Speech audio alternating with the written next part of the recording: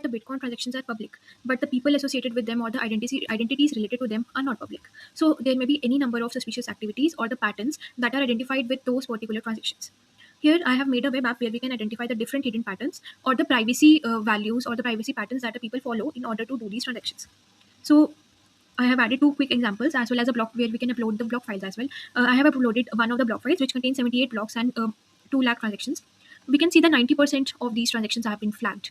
What are these flags? These are the 9 heuristic triggers that are present in the patterns of these particular transactions.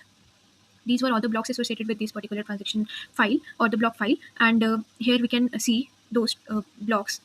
So let me show you one of those. One is consolidation. Consolidation means that there were multiple inputs, but there were a very few outputs related to those particular transaction. And here we can see using the change CIOH consolidation. These were the heuristics present in this particular transaction. We can see the total out, the number of inputs and the number of outputs for this transaction. Then we have the PSBT format. PSBT is an unsigned type of a Bitcoin transaction that contains a brief summary of the complete transaction done, along with the confidence of that particular heuristic present in this transaction.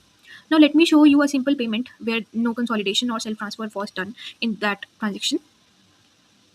It shows the chain confidence is low and CIH count, input count as 2. So input count refers to that where we have the multiple inputs, where all of the inputs refer to the same entity.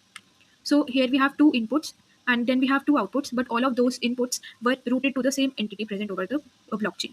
And here we have the PSBT base64 preview.